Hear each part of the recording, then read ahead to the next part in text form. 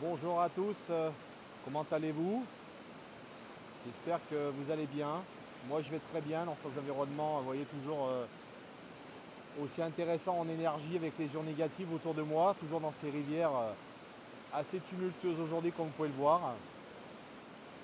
On va aujourd'hui parler de quelque chose finalement d'intéressant, notamment lié à l'inflammation. Qu'est-ce qu'une inflammation?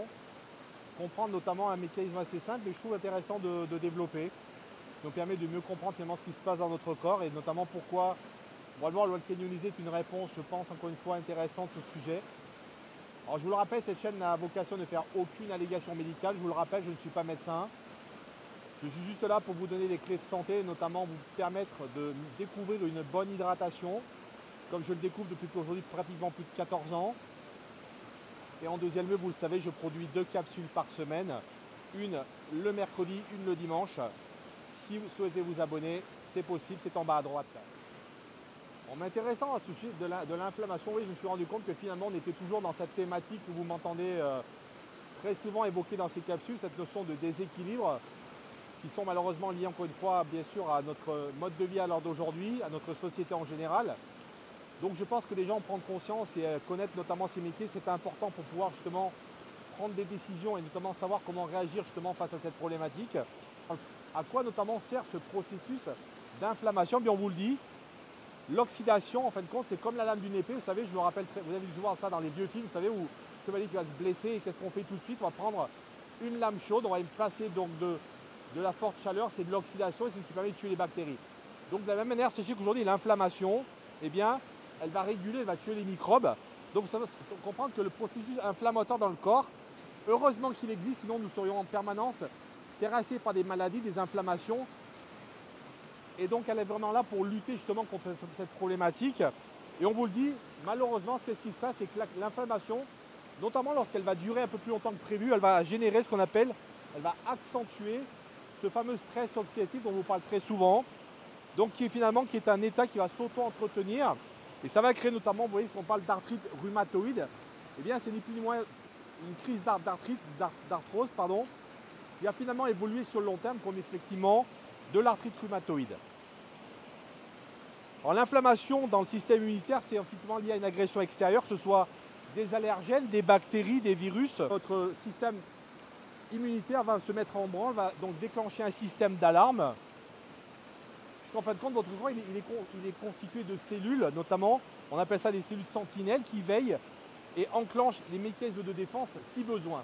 Donc en fait, très simple à comprendre, l'inflammation elle va se déclencher dès l'instant où on a un agresseur dans notre système, dès l'instant où on a donc cet agresseur qui va finalement venir perturber l'équilibre de notre corps, ce subtil équilibre. Et c'est pour ça que je vous parlais en début de capsule, notamment qu'on est toujours bien sûr dans des notions de déséquilibre, que cette inflammation, lorsqu'elle va durer, elle va créer ce stress chronique. Mais avant cela, avant de vous expliquer notamment le stress chronique, on va parler également des 3 phases finalement, de comment se passe finalement une phase d'inflammation. La première, c'est qu'on notamment on a une augmentation de la taille des vaisseaux sanguins. Pour cette raison, d'ailleurs, quand vous êtes en train de vous faire une bosse, vous êtes fait mal quelque part, et bien il y a un œdème qui va apparaître, il y a une bosse, il y a une douleur. Ça, c'est signe qu'effectivement, bien le sang, on a donc nos vaisseaux sanguins qui se sont gonflés. La deuxième, bien sûr, on a les fameux défenseurs de notre système immunitaire, qui sont les globules blancs, qui eux vont migrer vers les tissus pour les neutraliser et empêcher, bien sûr, la prolifération notamment de ces bactéries. Et la dernière, c'est la réparation et la cicatrisation des tissus. Et notamment, on va notamment créer du nouveau tissu lorsqu'on a par exemple une cicatrice, une croûte. C'est simplement le fait que notamment, bien, on est en train soit en interne de créer de nouvelles cellules et d'en tuer de certaines anciennes négatives, mais également de créer une cicatrice. Donc c'est ce qu'on appelle donc ce système de défense, donc qui est là simplement encore une fois pour permettre à notre corps d'être un rempart contre notamment toutes ces agressions extérieures. Alors rentrons finalement dans le sujet de cette inflammation trop importante, donc ce stress chronique. En fait, il faut comprendre que trop d'inflammation, encore une fois, c'est dès l'instant où cette inflammation va durer dans le temps, donc elle ne va pas être finalement endiguée par notre système immunitaire. Qu'est-ce qui se passe? Eh bien, ça va produire notamment des radicolipides toxiques, donc ces fameuses substances qui sont extrêmement nocives pour nos cellules, qui peuvent même en terme endommager l'ADN, qui vont être des agents pathogènes. Et la réponse inflammatoire, donc, va malheureusement durer trop dans le temps, donc créer trop de radicaux libres. Et le système immunitaire, évidemment, va rester en alerte permanente. Vous voyez, c'est un petit peu comme s'il y avait le feu et que vous êtes en train de mettre de l'essence en permanence, que ce feu ne s'éteigne jamais. De la même manière, vous voyez, le fait de ce système immunitaire se mettre en pause ou en tout cas reste en alerte permanente va finalement créer de l'inflammation qu'on appelle également chronique, c'est-à-dire une inflammation qui va durer dans le temps. Et c'est là où effectivement ce processus est extrêmement négatif pour notre corps et va effectivement engager derrière des pathologies pour chacun d'entre nous qui souffront de ces inflammations chroniques. Et d'ailleurs, pour information, maintenant que vous entendez souvent parler, vous savez, de toutes les maladies en HIT, vous voyez, on parle de l'arthrite, par exemple, mais toutes les maladies en HIT font effectivement référence à ces inflammations et deviennent donc sur le fil du temps ces fameuses maladies inflammatoires. Alors bien sûr que toutes ces maladies inflammatoires ont des raisons à la fois endogènes mais exogènes.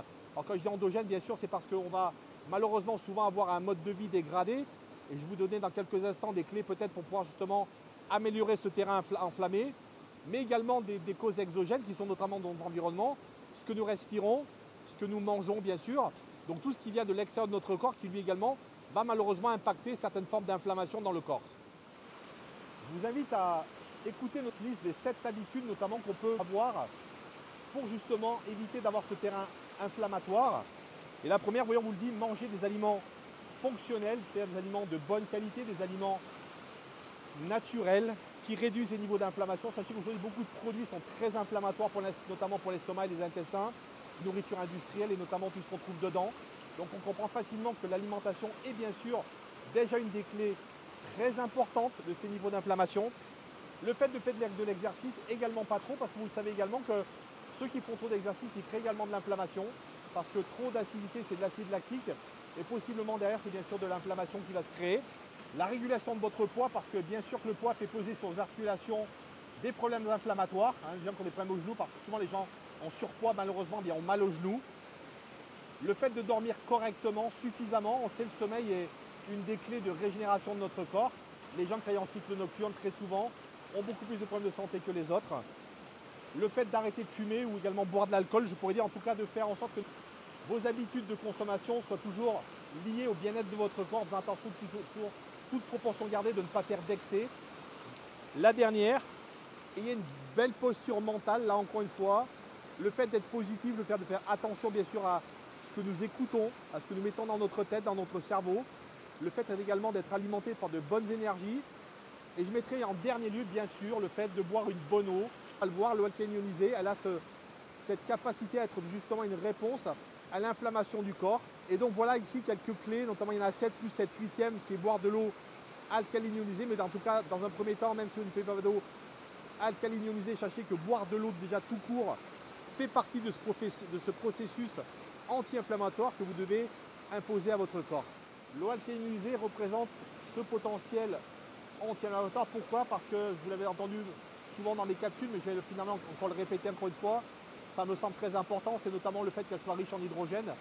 Vous savez, l'hydrogène a été identifié comme un piégeur de radicaux libres, donc un piégeur justement de ces fameuses substances qui sont là pour créer du stress oxydatif et de facto donc créer cette inflammation. Donc on comprend tout de suite que la richesse en hydrogène moléculaire de cette eau va vraiment être extrêmement favorable, bien sûr, au fait de ne avoir beaucoup moins d'inflammation, même si encore une fois je pense qu'il faut prendre bien sûr la problématique de l'inflammation dans son ensemble et ne pas la limiter bien sûr au fait de consommer de l'eau, mais sachez que quand même cette eau représente, on le voit dans beaucoup de cas de gens, avoir donc des résultats d'inflammation beaucoup plus rapides si en tout cas ils couplent leur discipline au fait de boire une bonne eau réduite, riche en hydrogène, donc qui va être là justement pour lutter contre ce stress oxydatif et cet excès d'inflammation qu'on a dans le corps aujourd'hui. Voilà, vous voyez, toujours des capsules un peu plus synthétiques, un peu plus courtes. Encore une fois, je pense qu'il faut que ça reste digeste pour vous, même si ce sont des choses assez simples à comprendre. J'espère vous avez donné notamment des clés de compréhension sur ce qu'est l'inflammation et pourquoi nous devons en tout cas chercher à en réduire le maximum par les 7 plus cette 8e habitude dont je viens de vous parler. Alors, je vous le rappelle, l'eau alcaline ionisée, elle a 3 propriétés intimement liées. La première, elle est alcaline, elle est là comme un buvard pour tamponner l'excès d'acidité dans votre corps, mais également pour renforcer vos tampons alcalins. La deuxième, elle est antioxydante, donc elle va être là comme finalement empêcher la rouille de s'installer sur ce clou, comme votre peau et vos cellules.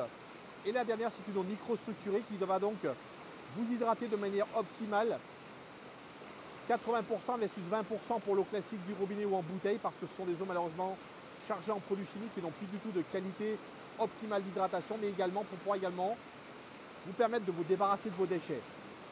Voilà, je vous dis à très bientôt. Prenez soin de vous.